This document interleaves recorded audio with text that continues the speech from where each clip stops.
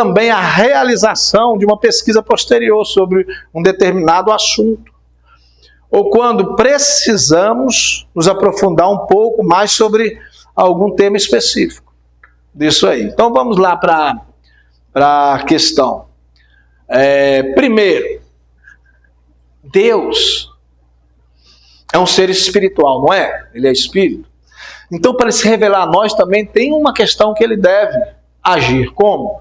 No termo técnico a gente chama de teofania. O que é teofania? Tá? A teofania. Teofania é quando Deus se apresenta a nós visivelmente. Lembra do Moisés? Como é que Deus se apresentou para Moisés? Em forma de uma sarça que ardia e não se queimava. Obrigado, Lidiane. Você é benção demais. Obrigado, gente. Desculpa, viu? Me perdoe mesmo. Mas vamos lá, vamos adiante. Vamos pegar pelo menos esse resto de aula aqui. Tá? E do grego, teofania, que é a palavra formada por theos, que é Deus, tá? E phainos, ali é PH, é phainos que fala, tá? Que é aparecer. Quando Deus aparece, Deus se apresenta. No Antigo Testamento é muito comum nós vermos o termo o anjo do Senhor, em letras maiúsculas, ou letra maiúscula, as primeiras letras, o anjo com letra maiúscula e o Senhor com letra maiúscula. Esse o anjo do Senhor é a presença visível de Cristo, ou do próprio Deus, ou a manifestação teofânica do Espírito Santo, teofania, né? Theos, Deus, phanos, ou phainos, né? Que é visibilidades, aparecer, ser visível. Então, é perceptível aquilo que a gente olha e consegue ver Deus ali na sua frente, né? E ele se apresenta do jeito que ele quer, da forma que ele quiser, como um anjo, como uma sarça ardente, como uma nuvem de fumaça, como uma coluna de fogo. Não é assim que ele aparece?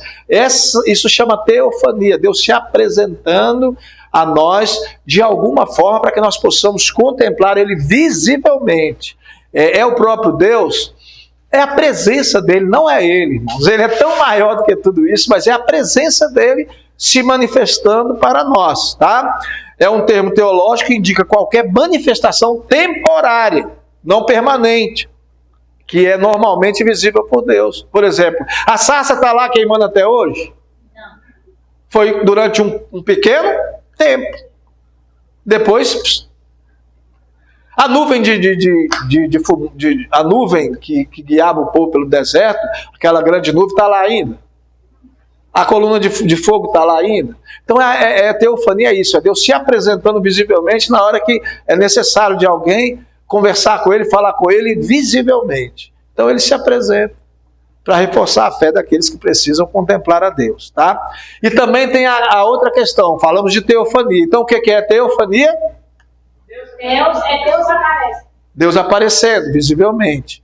Tem um outro que chama epifania, tá? O que é epifania? É quando você menos espera e faz assim, ó. Deus aparece, desaparece. Tchum, tchum. Você fala, uá. É a presença de Deus, a manifestação. E isso é a glória dele se manifestando. É um raio. Você vê um raio e ele some, você fala, foi Deus que passou. Chama epifanos, tá? Que é epifaneia também, que é epifania. O que aparece de repente, ou a manifestação repentina. A igreja será arrancada daqui epifaniamente. É assim que fala, tá? Com epifania. Mais rápido que o piscar de olhos.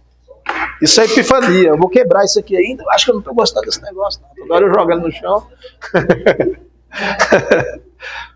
Então, o que é a teofania? É diferente da epifania. A teofania é quando ele se apresenta e tem tempo de conversar, falar, fica ali por algum tempo.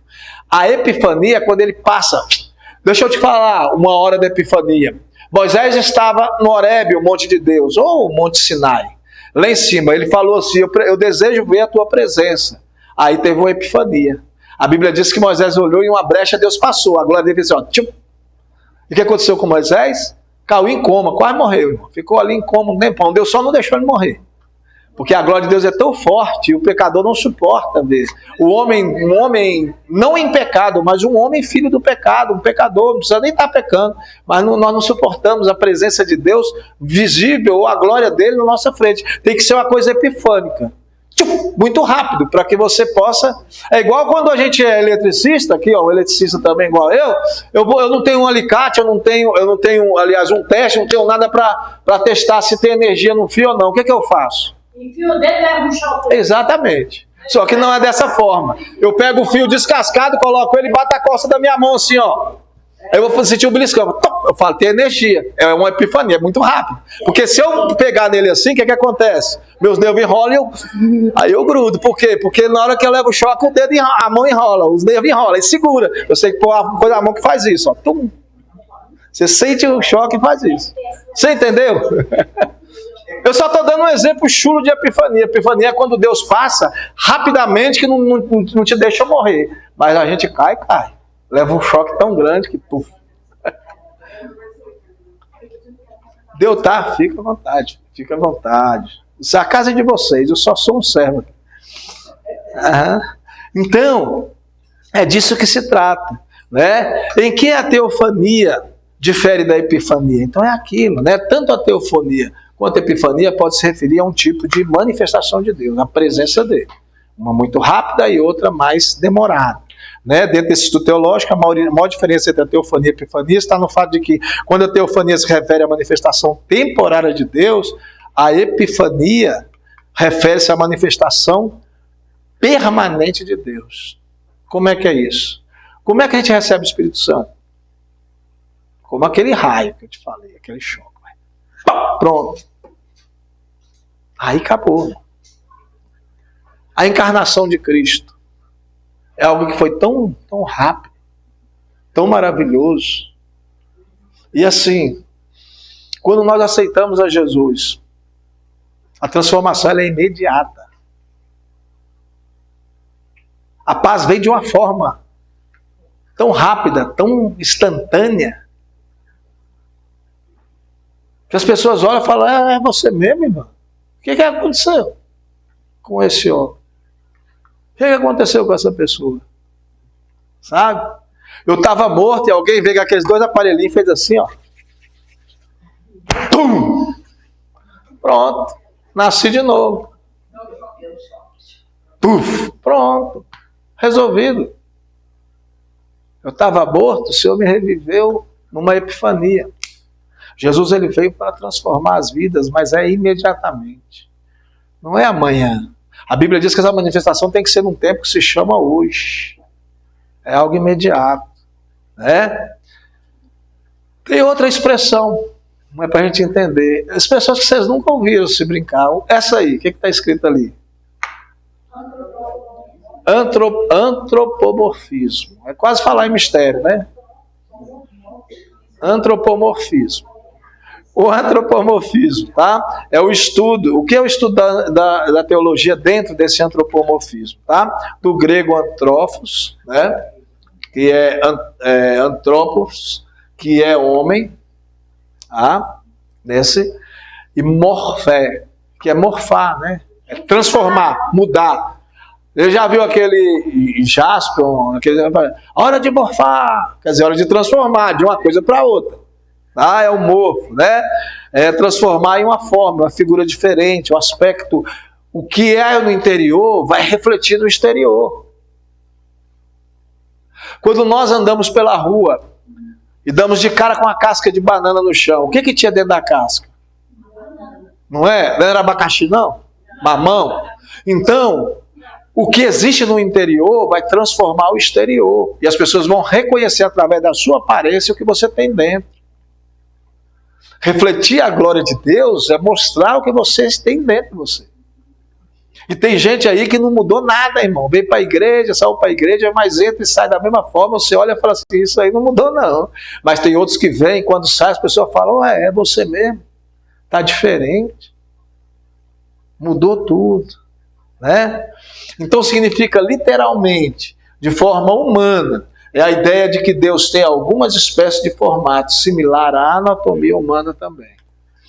Primeiro, ele habita em nós, mora em nós.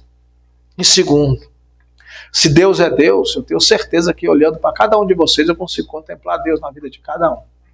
Sabe por quê? Porque você é imagem e você é semelhança. Nós somos imagem e semelhança. Tá? Então vamos para uma forma mais direta. Eu estou aqui só dando glória aqui, enquanto a outra escreve ali. Eu gosto de... Mas guarda. Eu vou guardando aqui. Guarda. Porque assim, você fala com as suas palavras, eu vou colocando no meu entendimento. Muito bem. Tá? Então vamos lá. O antropomorfismo aparece comumente no Antigo Testamento, não no Novo. Tá? Aparece também no Novo, mas não na mesma intensidade.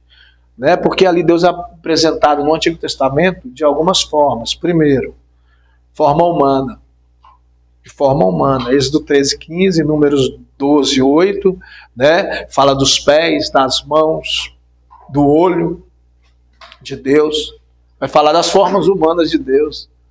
Viu o olho de Deus, Moisés, ele consegue contemplar. Daquilo que eu estava falando de Moisés, é aí no capítulo 15, no capítulo 12 de Números. 15 de Êxodo e 12 de Números. Né? Em Gênesis, lá no capítulo 3, por exemplo, Deus vai falar das mãos de Deus. Contemplar as mãos. Então são formas humanas que Deus aparece. Até que um dia ele veio em forma humana completa. O nome dele é Jesus Cristo. Aleluia. Né? Jeremias fala do coração de Deus. O salmista fala dos rins. Dos rins. É brincadeira? Mas só que, claro, que é alegoria, né? E além atribuímos a Deus algumas qualidades, tá? De emoções humanas, como amor, como alegria, como tristeza. Onde fala que Deus se entristece? Não entristeçais o Espírito Santo, o Espírito não é Deus?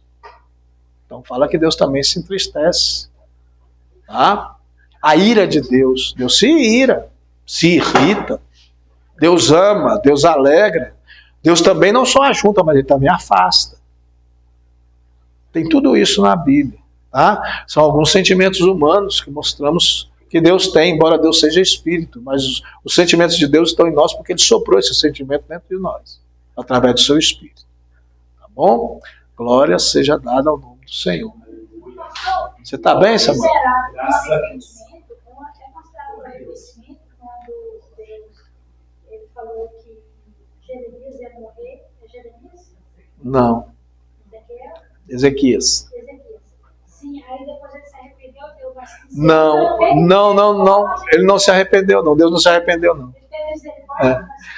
Vamos lá no começo do que eu falei. Lá no começo. Deus, ele está fora do tempo. O tempo para Deus não significa nada. Mas ele morreu? Não. Ezequias morreu.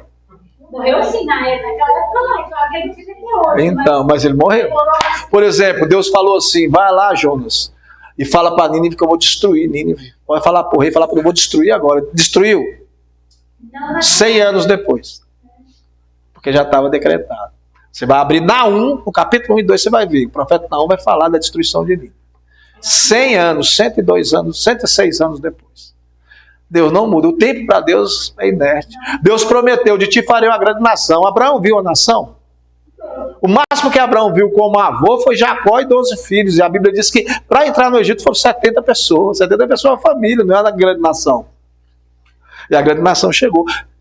Deus é inerente ao tempo. Ele é fora do tempo. O tempo para ele não significa absolutamente nada. Para nós, sim. Nós temos pressa, Deus não. A gente é limitado, a gente tem que... Isso. Nós temos pressa, Deus não, porque o pecado fez isso conosco. Se não fosse o pecado, nós não tínhamos pressa de nada, irmão. De nada. Nós seríamos eternos. Então é assim. Não sei se foi convincente a minha explicação, mas é a verdade. É exatamente isso. Tá? É exatamente isso. Deus não tem problema com isso, não. Ele deu mais uma chance, isso é a verdade. É o que eu falei lá, aquele dia que a senhora foi também, né? Você, a senhora, minha irmã, a minha irmã foi conosco, né? Conosco, lá no Pastor João. Uma semana depois ele morreu. Eu vi. Uma semana, nós fomos na segunda, na outra segunda ele faleceu. Foi numa quarta-feira. Nós fomos na segunda. Nós fomos, vocês viram para a aula, foi na quarta, mas foi na outra semana. Foi na outra semana. O que acontece? Né? Nós fomos lá e eu falei para ele, vou estar aqui testemunhando, mas eu falei para ele quando eu fiquei com ele no hospital, eu falei, pastor João, o senhor está tendo uma oportunidade ímpar, que quase muita gente não tem essa oportunidade. O senhor já sabe que Deus vai te levar. O senhor não vai viver mais. Mas Deus te deu a oportunidade de se apegar ainda mais a Ele, se arrepender de alguma coisa que ficou para trás e chegar limpinho no céu. Porque se eu tenho alguma coisa, eu saio daqui agora, por exemplo, eu tenho tanta coisa para me arrepender e pedir perdão, irmão, aí sai ali fora, o cara vai me assaltar, dar um tiro na minha cabeça, que oportunidade que eu tive. Mas Ezequias, e aí eu vou aí, Ezequias, Deus levantou o profeta e falou, vai lá, mas isso foi porque Deus não precisava de levantar o profeta, não falar nada para ele não, era só matar ele, porque Deus é que mata. Aí Deus falou assim, vai lá, profeta, e fala para Ezequias, eu vou te levar hoje esperando a reação dele. Qual foi a reação dele? A Bíblia diz que ele virou para a parede, nem se levantou, virou para a parede, chorou muitíssimo e falou, Deus, ainda não, eu preciso fazer uma ação e tal. E Deus falou assim, tudo bem, vou te dar a oportunidade. O que é que ele fez com a oportunidade desses 15 anos? Entregou todo o reino para o inimigo, mostrou o que tinha, ele desperdiçou, os 15 anos não adiantou nada, Deus deu a oportunidade, o homem desperdiçou. Embora ele foi um dos reis mais fiéis a Deus, porque ele era exatamente um segundo Davi, ele era bem parecido com Davi, é o mais parecido com Davi que tinha, mesmo assim, ainda falhou com Deus no final. Então Deus dá uma oportunidade, às vezes, para uma pessoa, de falar, olha, você não vai viver mais do que essa semana, não. Por quê? Qual foi a palavra de Deus para Ezequias? Isaías chega para Ezequias e fala assim, Ezequias, Deus manda te dizer que hoje mesmo Ele te levará, arruma a tua casa. Deus falou, vai lá e conserta tudo que você tem de dependência, porque eu vou te levar hoje, eu quero ser comigo. Deus estava chamando para ficar com ele, falou, olha, para ficar comigo você arruma tudo que está de dependência aí, deixa tudo organizado. Vai lá, conversa com seus filhos, pede perdão para quem você tem que pedir perdão, conserta, faz o que você tem que fazer. E ele chorou e Deus deu mais 15 anos. Deus é maravilhoso, irmãos. Nós temos que olhar sempre por essa ótica, que o que Deus está fazendo é melhor para nós. É um melhor para nós, é muito bom. Né? Então, qual a diferença entre a imanência e transcendência de Deus? Existem esses dois termos também. Tá? Bom, primeiro, a imanência de Deus está presente naquilo que é ativo, tá? Dentro da sua criação, dentro da raça humana. Como assim, pastor? Mesmo quem não crê, mesmo quem não tem fé, mesmo quem não obedece a Deus, a influência de Deus está em toda parte.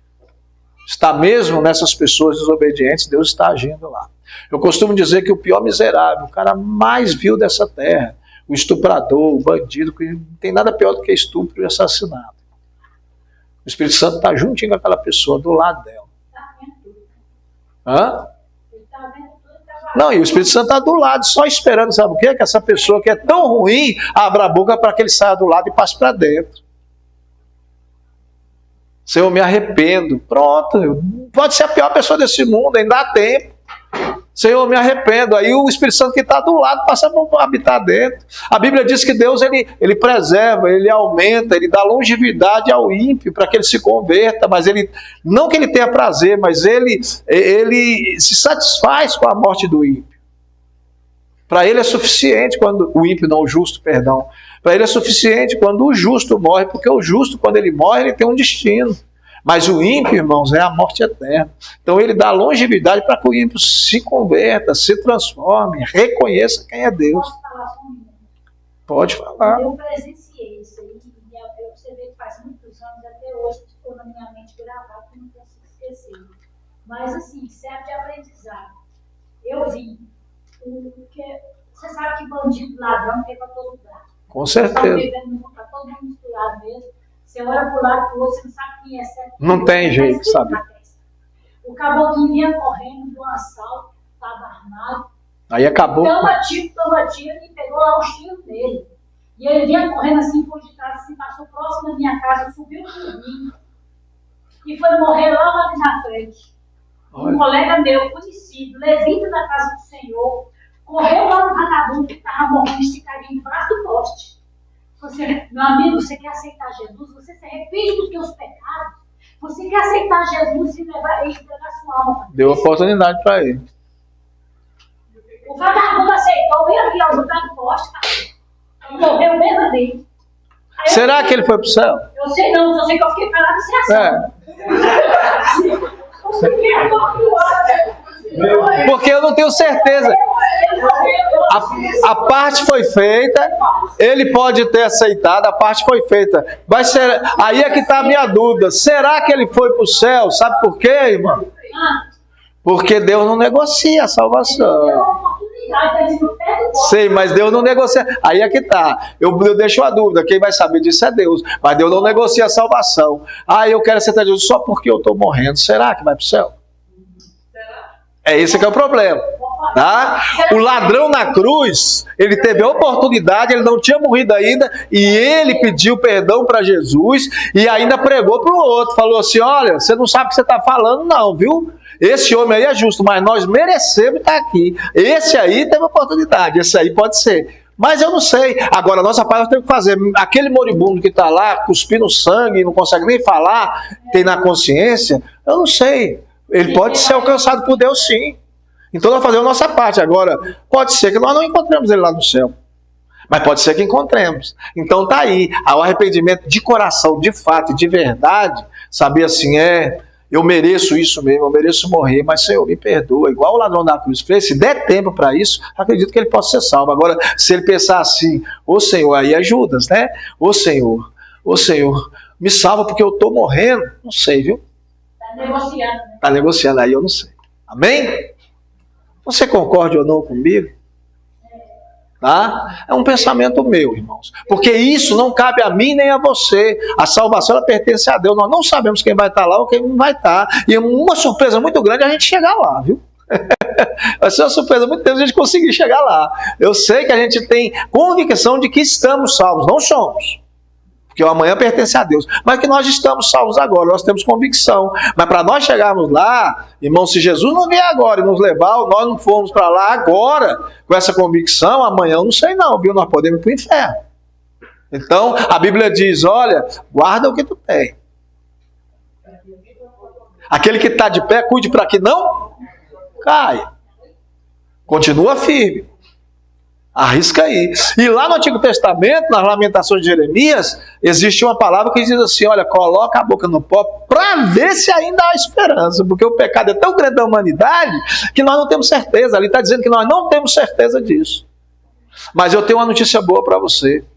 Jesus é salvação. Se você aceitou a Ele, a possibilidade de você ir para o céu é 99,9% de certeza. Mas tem um pontinho de 1%, porque nem o coração do homem, nem ele mesmo conhece. É verdade. Então a notícia boa é que nós temos essa possibilidade quase que absoluta de chegar lá do céu. Então vamos continuar com essa certeza. É melhor ter 99,99% de chegar no céu do que 90% só. Tenha esse tempo. Eu não digo que é 100% não, porque eu conheço nem meu coração, irmão. Para ir para o céu tem que ter milhões. Lembra do Pedro?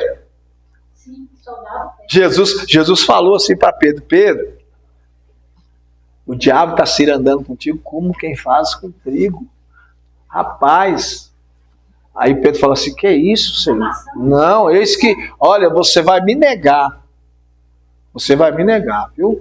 Antes que o galo cante, tu me negará por 3 vezes. Não é o galo que vai cantar 3 vezes, não. O galo só cantou uma.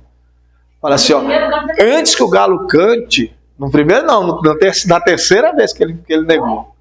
A Bíblia diz, antes que o galo cante, me negará por 3 vezes. 3 vezes. Ele fala assim, quem eu, Senhor? De jeito nenhum, eu sou um cabo, aqui ó, meu facão. Eu não vou te negar de jeito nenhum. Irmão, apareceu uma mulher com uma vassoura varrendo a rua. Varrendo ali na frente da estalagem, disse que ela estava lá e falou assim, olha lá, aquele é um deles. Ele, eu não, é um deles. Ele, não, eu não sou não. Aí a Bíblia diz que vem um outro camarada andando e fala assim, é sim, ele é um deles. Ele, eu não sou não. Aí o soldado fala, tu és um deles sim. Negou 3 vezes, não sou eu, é o galo. É assim, é. Pronto. Aí foi a hora que ele falou assim, gente. Aí ele lembrou, falou, olha, viu, irmã? Ele lembrou, falou assim: eu neguei, neguei e neguei. E o galo cantou, igual Jesus falou. E a Bíblia diz que ele caiu em pranto e em choro.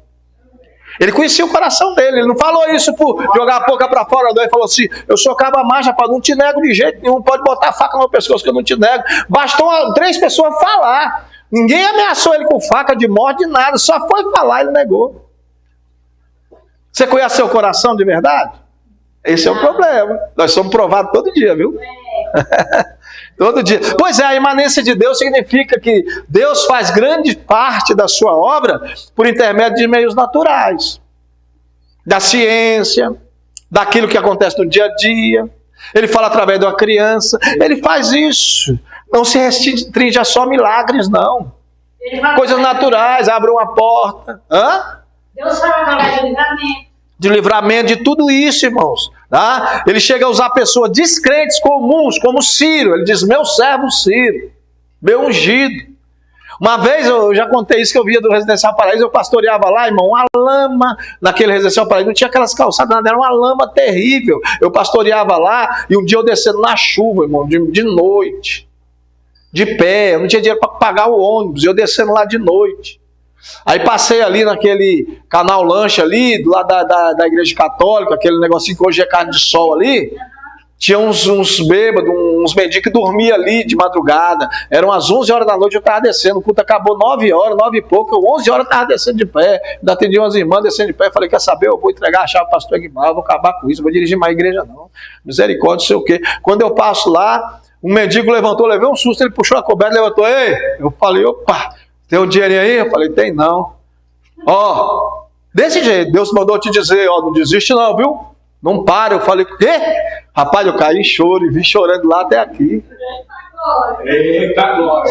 A Lidiane lembra daquele tempo. A Lidiane era membro lá comigo, naquela lama, naquele negócio. O pessoal quebrava os vidros, jogava pedra, ela era na igreja. Era um negócio terrível aquilo ali, irmão. Uma luta. Tinha a Lidiane mora lá. Ela foi membro lá quando eu pastoreava. Ela me ajudava muito lá, me ajuda até hoje. Graças a Deus, acabou de ajudar com um negócio aqui da live. Ela lembra, tinha uma mulher lá, que ela era como se fosse um condomínio ali, ela comandava ali, ela via dizendo daquela igreja lá, falando mal, e fazia reunião, e queria acabar com a igreja. Era um negócio complicado, irmão. Ali não era fácil não, e eu disse: falou: quer saber? E os crentes, irmão, os crentes, tinha uns que eu vou te contar, viu? Hã? Era uma benção, era uma benção. Então, era um negócio abençoado, tá? Ele chamava de meu ungido a esse Ciro. Tá? Isso aí era a imanência, mas aí a transcendência. O que é a transcendência? Esse significado de transcendência é que Deus não é limitado. Ele transcende, ele vai além dos limites do nosso pensamento, da nossa vida. Tá? Ele vai além dos limites da nossa capacidade de entender, de compreender, de saber quem é Deus, a santidade, a bondade, tudo isso. Eu ainda tenho meia hora ainda com vocês, viu? Vocês vigiam. Manda esse povo parar de te chamar aí. Para de chamar aí, né?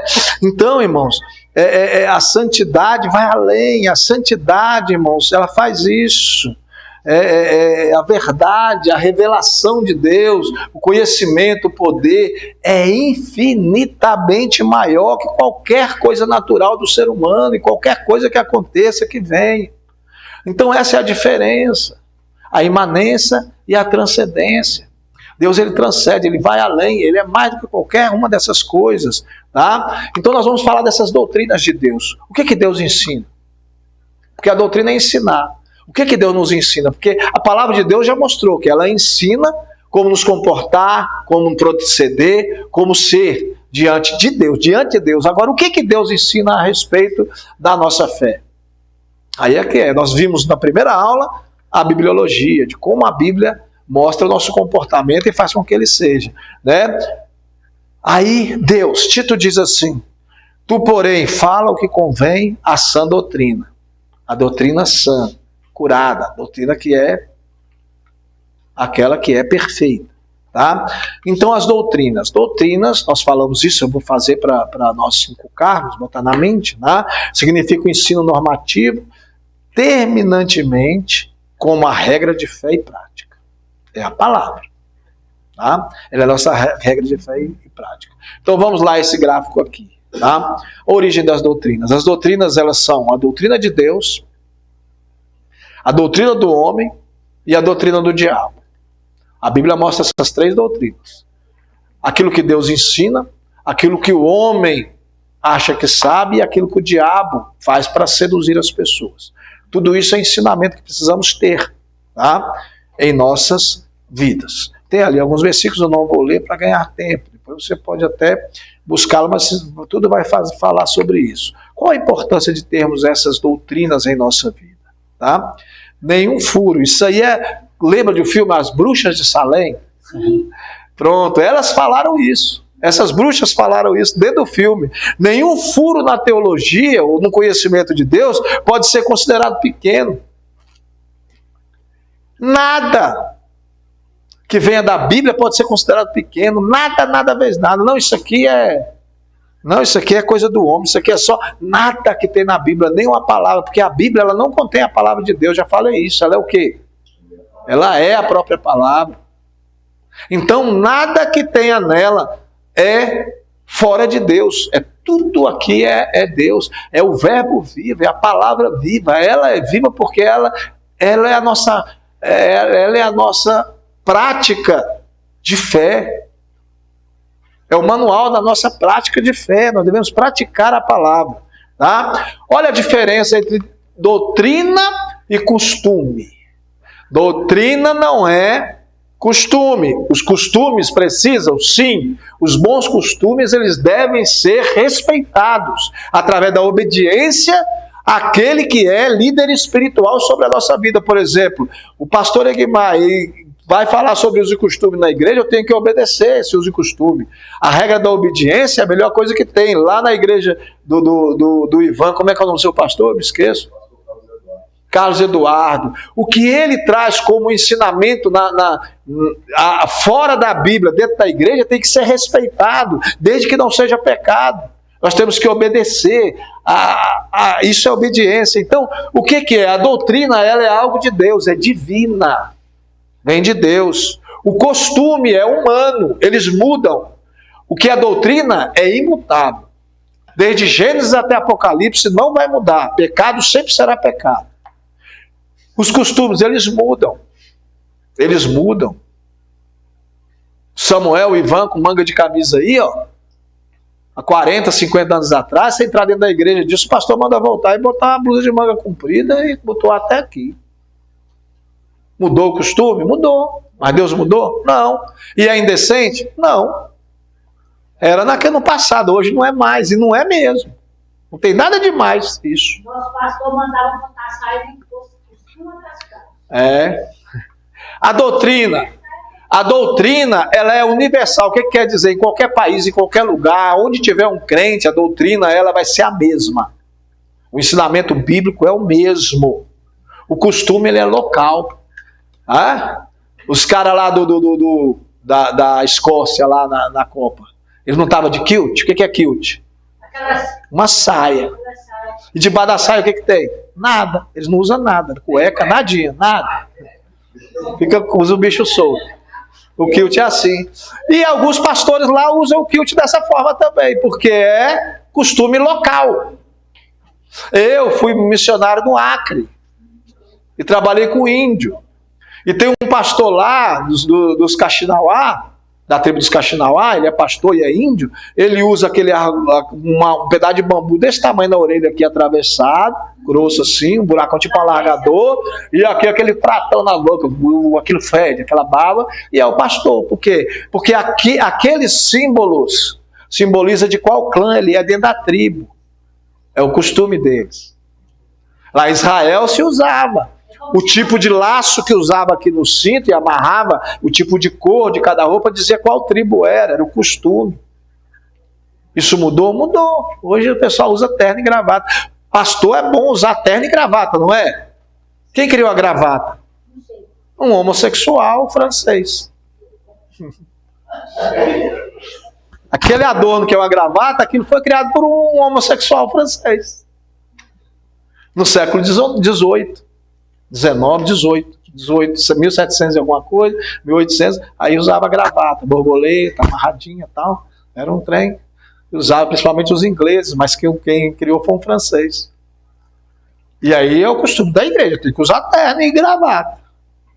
Mas é costume. Entendeu? A doutrina ela não muda, como é universal, como ela é divina, é universal, ela também é imutável. O costume é temporal, de tempos em tempos vai mudando. Precisa seguir os costumes? Sim, irmão.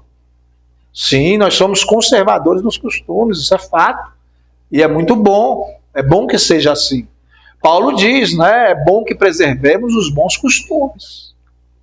Os bons costumes. Mas a doutrina, tá, é imutável, o costume é temporal. A doutrina é a verdade absoluta. Não muda. O costume é uma verdade relativa. Depende do tempo, do lugar, do país, da onde é, do horário, de muitas coisas. Eu vou evangelizar, aleluia, lá no Tribunal de Contas da União ou lá no Colégio Militar. Como é que eu devo ir? Qual é o vestimento que eu devo usar? Um terno, uma gravata e bem bonito para lá. Eu vou evangelizar, irmãos, no dia do jogo, da entrada do Bezerrão ali. Como é que eu tenho que ir? A camisa do Gama, tal, com o panfletinho na mão, para que as pessoas cheguem a mim. Sim ou não? Claro que eu não vou evangelizar no carnaval, que ali já é festa da carne, outra coisa. Mas um jogo de futebol não é adorando nenhum Deus, tá? É diferente. Eu não gosto desse negócio de evangelizar no carnaval, igual muitas igrejas vão. Eu não acho assim, eu não acho ético. Lá tem carnaval dentro da igreja, mas eu não acho ético. Tá errado? Não sei, irmão. Eu não sei. Eu não faria, só isso. Não estou dizendo que está certo ou errado, eu só estou falando que eu não faria. Agora eu vou evangelizar lá na praia, como é que eu tenho que ir, irmão? Chinela havaiana, um bermudão até o joelho, uma camiseta fresquinha, e lá evangelizar o povo da praia. Eu vou de terno e gravata na praia evangelizar? É sério? É sério isso? Você entendeu? Então eu estou falando de quê? Que o costume, ele pode ser uma verdade relativa a respeito de cada lugar, do que você vai fazer. Mas a doutrina ela é uma verdade absoluta, ela não vai mudar.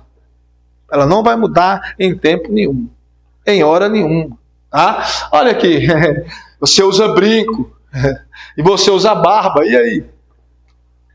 O menino me perguntou aqui, o Paulo, você já vai falar para ele. O Paulo me perguntou aqui, pastor, eu vi um crente ali com brinco, com um homem, o que você acha? Eu falei, eu não acho nada, eu não usaria, mas a Bíblia fala que o servo fiel tem a orelha furada, e aí? O que eu vou brigar com isso? Eu não vou brigar com isso não, irmão, deixa ele, é ele e Deus. Eu não faria, eu tenho vergonha, mas quem não tem vergonha, irmão, se o Espírito Santo não incomoda, irmão, fica tranquilo, se você é crente, lê toda a palavra, faz tudo, o Espírito Santo não te incomodou, eu não acredito que seja pecado não. Me perdoe, mas acredito que não, porque o Espírito Santo, ele avisa do pecado, ele nos confronta. Justamente a esposa do Paulo, daquela primeira esposa dele, sim, eu sei. Ela era vizinha minha, aí eu trabalho de salão, nossa, aí ela pediu para fazer luzes no cabelo dela. Olha aí. Eu fiz luzes no cabelo dela. Na época nós congregávamos com o pastor Alex. Ele falou, não, hoje... Ih, eu não duvido não. Eu lembro do Alex. Sabe por que a radicalidade do Alex, irmão? Porque ele foi evangelizado e foi tirado do presídio. Quem prendeu ele foi o pastor Caleb. Era da Polícia Civil. E ele se tornou radical demais porque ele veio de um negócio bem pesado. Eu sei o testemunho do Cabral lá, que você é meu amigo até hoje. Eu sei o testemunho dele. Então ele era bem radical. A esposa dele morreu lá na Igreja do Monte, lá em cima, quando ele pastoreava lá em cima, Solange. Eu tinha pregado lá uns 3 dias antes. E depois ela faleceu. Foi 2 vezes já acontece isso. Deixa eu pregar na sua igreja não, irmão. Eu preguei lá no DVO, no domingo, na segunda-feira a pastora morreu. O Alex também. Deus é bom, né? O pastor Natan, a esposa dele. Aleluia. Ela foi em pastor, porque o pessoal estava comentando que ela tinha sido arrebatada. Ela morreu no altar, louvando a Deus. Pressão, né? Explodiu o coração dela. É igual a irmã Sandra lá no DPO também, foi o coração dela pipocou. Do nada assim, Deus falou, vem. Quando fala Deus, fala, vem. Quem é que segura, irmão? Vem pra cá. Só fica a carcaça aqui. O resto vai embora, só a carcaça que fica. Não tem o que fazer, não. Tá? O costume, tá? O dicionarista. Cara, igual esses caras que escrevem dicionário aí, né? Adriano Gamacuri definiu a palavra costume como uso prática habitual, modo de proceder, característica, particularidade, prática jurídica ou religiosa não escrita, quer dizer, não está na Bíblia e nem nos costumes, mas é uma ética que eles colocam e é necessária, baseada no uso, moda, traje característico ou adequado para aquele lugar, para aquele tempo. É exatamente isso. Então o costume não é algo bíblico. A Bíblia diz o seguinte: o homem tem que se vestir como homem e a mulher como mulher, e se portar com decência. Só isso. Não diz que é para usar calça, deixar de usar calça, ficar. Não... É só isso. Fala que tem que se vestir decentemente. Tá? Eu não estou fazendo apologia ao pecado, nada disso não, irmãos. Eu estou ensinando Bíblia. Tá? Se quiser falar alguma coisa, fala. Se quiser achar diferente, ache. Não tem problema nenhum. Mas eu estou ensinando Bíblia. Não deixa não, irmão. Deixa eu chegar de bermudão lá para evangelizar. Entro nada. Entro não, irmão. De jeito nenhum. E outra, vai lá no presídio evangelizar. Se for até a cueca tem que ser branca agora, tudo. Chinelo, havaiana, branco. Não pode botar tênis, nada. Tudo branco. Cima e embaixo. Tudo branco. Não entra de outro jeito, não. Então é isso, tá? No Novo Testamento, a palavra mais usada para a doutrina é didática, quer dizer, é ensino, né? É ensino. Didática em grego é ensino, que fala exatamente dessa doutrina, de ensinar. Segundo o teólogo Claudionor Correia de Andrade, doutrina é a exposição sistemática e lógica das verdades extraídas da Bíblia, visando o aperfeiçoamento espiritual do crente. Doutrina, portanto, é o resultado de um ensino teológico adotado por uma denominação ou uma religião. Tá? Classificação das doutrinas bíblicas falando de Deus. Primeiro, a doutrina da salvação, né? Soteriologia, que se chama, nós vamos falar dela. Tá? Sotero quer dizer salvador. Tá? Logia, estudo da salvação. Né? Por isso que quem nasce na Bahia é baiano, quem nasce em Salvador, capital da Bahia, é soteropolitano. Então é por causa de sotero, que é salvação. Eu estava vendo a última aula que eu assisti uma. Sim. Falou sobre isso. Sim. Soteropolitano, mas esse é um nome confuso, né? É porque sotero é salvação. Você já pesquisou, né?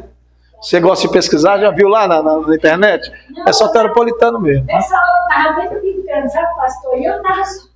Pintando 7, né, irmã? Você vigia? Eu gosto de ficar pintando 7. Você não pesquisou não, né?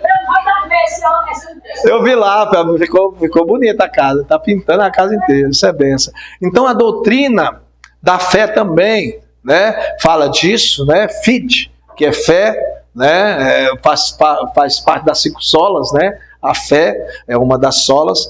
E a doutrina das coisas futuras, que é escatos, ou escatologia, aquilo que vem no futuro, aquilo que vai acontecer no final dos tempos. Então, é através disso, tá? Deus, isso é uma das doutrinas mais difíceis de você incorporar em algumas denominações. A trindade de Deus. O Deus Trino. A teologia ou a doutrina da trindade, Pai, Filho e Espírito Santo, é muito difícil, porque nós temos muitas denominações evangélicas que são chamadas de igrejas, como é que fala? Unicistas. O unicismo quer dizer o seguinte: só existe um Deus e não um trino. Tá? No Antigo Testamento era Deus, depois Jesus e agora o Espírito Santo. Um substituiu o outro. Não. Absolutamente não. De forma nenhuma. Nós temos 3 pessoas em um só Deus. 3 personalidades em um só Deus. Não tem como ser diferente, não. Não tem como ser isso mudar. Pastor, posso perguntar uma coisa, senhor? Claro. Assim, pessoal, é claro que eu não fico preocupada com a sexualidade de Deus, porque eu não acho assim, que espírito não tem sexo. Exatamente. Agora o pessoal Como está antes. falando, tem um povo aí, sei lá, não sei nem explicar. Não. Dizendo que Deus é mulher. Mãe, Deus, mãe. Deus não é homem não, gente. Deus não é mulher também não, pelo amor de Deus. Deus é espírito. Entra na cabeça isso? Deus não é homem, não é mulher. Deus é espírito, pelo amor de Deus. Eu tenho um filme chamado Acabando. A cabana é uma negona. Desculpa o termo aqui, não é fazer racismo, mas é uma negona que é Deus, uma preta. A palavra americana é preta, se chama de preta. A pessoa negra é preta. Ela é Deus. Nada contra. Deus é preto, Deus é branco, Deus é amarelo, Deus é vermelho. Deus é Deus, Deus é espírito, Deus é homem, Deus é mulher, Deus é menino, Deus é adulto, Deus é espírito, irmãos. Você não pode limitar Deus. Não pode limitar Deus a um sexo, pelo amor de Deus. Pelo amor dele, né? Não dá para limitar Deus. Isso é limitar Deus. Deus é ilimitado. Nós estamos aprendendo isso hoje. Não tem como limitar Deus a nada, irmãos. Para. Que coisa. Então vamos lá. É isso que vocês querem saber? Olha lá o próximo slide. Poxa, pastor, Deus é Espírito infinito, eterno, imutável, seu ser, sabedoria, poder, santidade, justiça, bondade e verdade. É Ele. Não é mulher, não é homem, não é nada disso. Ele é sabedoria. Ele é verdade. Antes de haver princípio, Ele é. Deus é o que conhece o amanhã desde ontem. Deus, Ele é. Ele é e pronto, acabou, não tem o que saber. Ele é, olha o que Ele é. Ele é infinito, Ele é eterno, Ele é imutável, Ele é sábio, Ele é santo, Ele é justo, Ele é bom, Ele é verdade. E Ele é caminho. E Ele é suficiente. Ele é onipotente, Ele é onipresente. Os atributos de Deus é que nós vamos ver dentro da sua existência. A existência de Deus vai mostrar seus atributos, tá? Primeiro, Deus cosmológico, dentro do cosmos. O que é cosmos? Todo o universo, todo o universo, o cosmos, o mundo e o universo é feito e exige uma casa adequada, que a única suficiente é Deus. Deus está além do universo, de tudo como eu falei, e Ele fez todas essas coisas. Essas coisas são inerentes a Ele, são feitas por Ele, subjugadas a Ele, e Ele domina e controla tudo porque Ele fez. Um Deus teológico, quer dizer, teos, palavra grega telos, fim, né? O universo não apenas prova a existência de Deus, tá? Mas indica a existência de um planejador, que fora do universo, fora de tudo, o planejou, como está em Romanos 1, do 18 ao 20. Há um propósito que nós observamos, tá? No universo, que indica a existência de Deus como seu planejador. Até um buraco negro é algo complexo, que suga tudo, que faz as coisas desaparecerem, é muito complexo. E Deus está além disso aí, tá? Antropos, homem, o Deus antropológico. A palavra antropos quer dizer homem, já que o homem é um ser moral, é um ser intelectual, como está dito ali, tá? Deve ser um criador e também que seja moral. E deve ter, né, um criador que seja moral e inteligente, tá? Que seja bem inteligente. E essa natureza moral de Deus traz algumas coisas instintivas dentro da religião que liga o homem a Deus. Primeiro, a consciência vai ligar o homem a Deus. Outro ponto é aquilo que é natural, da natureza. O homem é natural de Deus. Então, se ele é natural de Deus, o espírito volta para Deus. Vai buscar Deus. Vai ter o desejo de Deus. Vai ter o desejo de entender quem é esse Deus. Tá? E dentro disso, nós temos a parte que é a nossa alma. A alma é a sede dos sentimentos de Deus, emocional, dentro do homem, que vai questionar, que vai argumentar, que vai procurar a existência desse Deus. Para que nós possamos, dentro dessa existência, compreender algo concernente a esse Deus, tá? E outra coisa, é a ortodoxia, né? O Deus ontológico. A palavra ontológico quer dizer sempre existiu. É a existência dele, né? O homem tem a ideia inerente de um ser perfeito.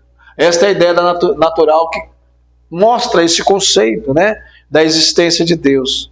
Já que um ser em tudo mais perfeito que não existisse, não seria tão perfeito quanto a um ser perfeito que existisse.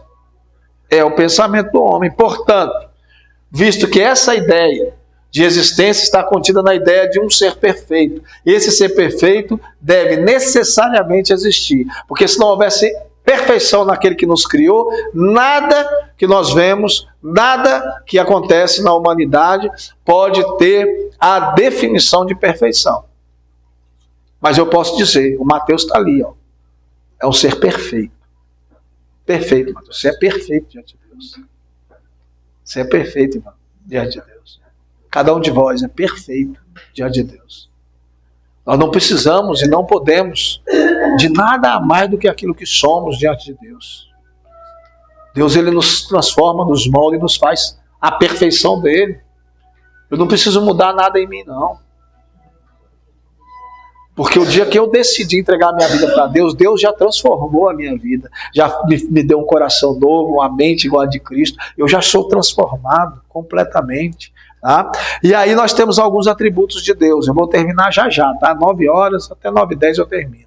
Primeiro, um atributo que é o atributo incomunicável de Deus. O que é atributo incomunicável, irmãos? Os atributos incomunicáveis de Deus é aquilo que faz com que Deus, aqueles atributos que de Deus eles não vão mudar, nunca. Primeiro, Deus é bom em todo tempo. Em todo tempo Deus é, isso não vai mudar nunca. A bondade de Deus, ela é algo que nunca vai mudar, de forma nenhuma. É incomunicável, isso é inegociável. Comunicável quer dizer inegociável, não dá para mudar. Outra, a infinitude de Deus. Dentro da infinitude, Deus não tem um término ou um fim. E nem teve um começo. A minha mente é muito pequena para entender isso. Mas Deus nunca começou e nunca vai terminar. Isso é infinitude, ele é infinito, tanto para a direita quanto para a esquerda, tanto para trás quanto para frente. Lá no passado, Deus é infinito, lá no futuro, Deus é infinito. Não tem como terminar. Tá? E essa infinitude é o mesmo que eternidade. Eterno quer dizer, aí não se trata da infinitude, lá do começo, mas se trata daqui para frente. Ele não terá fim. Então, a eternidade, ele é eterno. Jamais terminará. Deus não está sujeito à sucessão do tempo, porque ele criou o próprio tempo. Como é que ele pode ter fim se ele criou o tempo? Ele que fez o tempo, como é que ele vai terminar? Ele está inerente, ele é fora, o tempo está aqui, ele está aqui, ó. Ele não está aqui dentro do tempo igual nós estamos dentro do tempo. Nosso tempo é de 70 até 80, passou disso, é fadiga de cansaço, a Bíblia nos dá um limite de 120 anos, mas Deus não, ele criou o tempo. Ele está fora do tempo. E esse Deus que criou o tempo ainda deu 1000 anos para o homem no início. O homem pecou tanto que Deus deu 120 depois. Já baixou um pouco? Eu acho que baixou foi muito. Viu? Ainda tem um pouco aí de vida que deve ser. Eita, glória a Deus. O pastor João, João Rodrigues, ele mora lá na 33, do leste, atrás da Universal ali, embaixo ali, na esquina. Pai do Bidel, do Salles, que corta cabelo ali, dos meninos, ele está com 104. Mas eles fizeram o aniversário de 101 agora, mas ele é 104. Diz que eles tiveram que aumentar a idade dele para ele casar. Aumentaram para 104 para ele casar. Antigamente só registrava os meninos depois de 5, 6 anos de nascido. De 5, 6, é com 20, 18 para ele servir o exército. O cara tinha 22 anos, registrava ele com 18 para ele servir o exército, e ao contrário também. A vez tinha 16 anos, 17, já era matuto da roça, mas precisava casar e não dava, punha registrar ele com 18, 19, não tinha registro. Registra com 20 anos esse menino, ele tem 16, mas registra com 20, porque ele tem que casar. Era assim que funcionava. Há 100 anos atrás, 80 anos atrás, 90 anos atrás. Então, quer dizer, as pessoas de 100 anos hoje, com certeza não tem 100 anos, tem outra idade. Porque há 100 anos atrás, quando ele nasceu, com certeza não foi registrado no dia que nasceu, de jeito nenhum, nem no ano. E olha lá, mas vamos lá. Então, para a gente correr, tá? A eternidade é o significado de Deus não está sujeito à sucessão do tempo. O problema seria o tempo irreal para Deus? Não. Ele reconhece a continuidade dos acontecimentos, mas todos os acontecimentos passados, presentes e futuros são igualmente vividos por ele. Porque Deus, ele vive um tempo kairos, que é presente, passado e futuro. Kairos é o tempo da infinitude de Deus, o tempo que Deus vive na eternidade. Além desse tempo, esse tempo é o kairos é chamado de o tempo de eternidade de Deus, aonde ele está fora desse tempo agora. Kairos é isso? Kairos é grego, é É o tempo espiritual. Lá em cima não tem esse. E a imutabilidade de Deus significa que Deus, na natureza prática, ele não muda. Ele não fica velho, não fica novo, não muda, não tem nada disso. É onipresença. Deus está em todos os lugares ao mesmo tempo. É diferente do diabo, que tem muita velocidade. Se o demônio está aqui agora, daqui um segundo ele está no Japão. Ele é rápido para se mover, mas ele não está aqui no Japão ao mesmo tempo. Deus não, Deus está aqui, está lá na lua, no sol, está no mais profundo dos abismos, no mais alto do céu, está em todos os lugares ao mesmo tempo.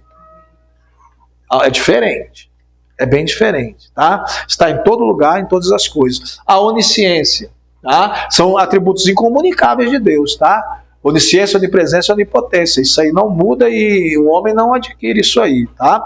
A onisciência, Deus conhece todas as coisas, reais e possíveis.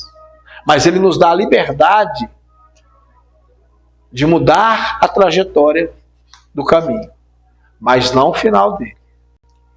A trajetória ele muda. Depende de nós. Eu penso assim, acredito assim, leio assim. Embora tenha outras denominações que pensam um pouco diferente, elas não estão erradas não. Mas eu penso diferente, tá? A onipotência. Deus é onipotente, significa que ele possui todo o poder no céu e na terra. Não tem como nós terminarmos com isso. Atributos incomunicáveis. Semana que vem nós vamos falar dos atributos comunicáveis, que o homem também tem. E esses todos aqui atrás, a imutabilidade, a onipresença, a eternidade, o homem não tem. Unidade, infinitude, o homem não tem. São incomunicáveis, que só Deus tem, mas ninguém tem. Tá? Só Deus tem. Os comunicáveis, justiça, amor, esse Deus tem e o homem também. Então vamos falar dos comunicáveis na próxima semana, amém? E continuar isso aí, que Deus abençoe e guarde. São 21h05. Eu ia até 21h30, mas não vou não. Deixa para a semana que vem, para você não ficar cansado de mim, tá? Mais uma vez me perdoe você de casa, que eu não liguei. A semana que vem eu vou ligar esse fio desse microfone aqui e você vai ter o som aí, em nome de Jesus. Glória a Deus. Vou colocar, é porque foi tanta coisa hoje, correria, eu nunca me esqueço, mas hoje, vamos ficar em pé em nome de Jesus, você que está em casa também, nós vamos concluir o nosso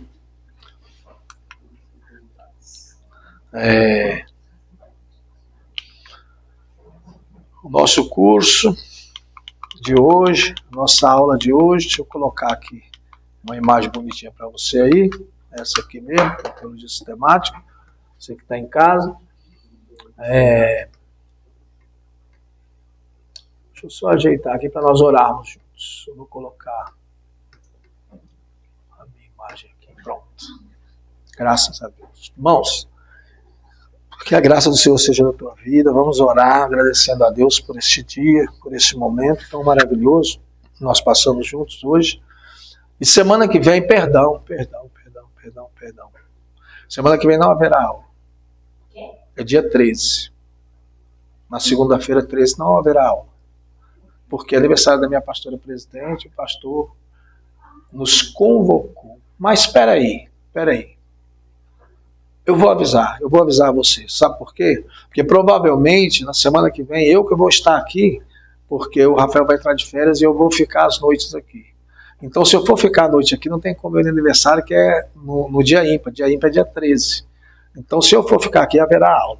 Então, eu vou acertar isso amanhã com o tesoureiro aqui, com o pessoal, se eu vou realmente tirar serviço aqui uma noite sim, uma noite não, durante um mês, que é as férias dele. Se eu for, aí eu não posso ir no aniversário, aí eu vou dar aula. Nós vamos ter aula aqui, porque nós temos que continuar essa aula em nome de Jesus, por favor. Tá? Então, é bem certo que nós teremos aula semana que vem. Desculpe, tá? A informação trocada. Mas aguarde, eu vou colocar lá no grupo, vou falar com você aqui, e aí até quinta-feira eu dou a notícia para nós aqui se vai ter aula ou não. Quarta, quinta-feira nós vamos saber disso, tá bom? Que Deus abençoe. Oremos. Nosso Deus e Pai, Senhor, Tu és santo, poderoso e maravilhoso, Pai.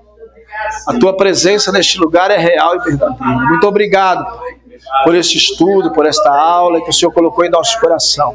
Que nós possamos vencer, sair daqui, Senhor, edificados na Tua presença. Você que está em casa, seja abençoado em nome de Jesus, seja abençoado em nome de Jesus. nós possamos, Senhor Jesus, através da tua palavra, da tua lei, do teu poder, Senhor Jesus, continuar compreendendo a tua palavra de vitória, e o teu nome seja glorificado, que nós possamos crescer em conhecimento e em sabedoria, Pai. Leva-nos em paz aos nossos lares, Pai, nos livra do homem mau e da maldade deste mundo, que nós possamos vencer todas as dificuldades em nome de Jesus, Pai. Amém, graças a Deus. Vão na paz do Senhor, que o Senhor abençoe a vida de cada um, viu? E tem aqui o Teologia Sistemática 2, quem puder pegar, pegue. Está aqui o QR Code para pagar, que é a próxima lição que nós vamos fazer daqui 2 semanas. Tá bom? Que Deus abençoe. Deixa eu concluir aqui.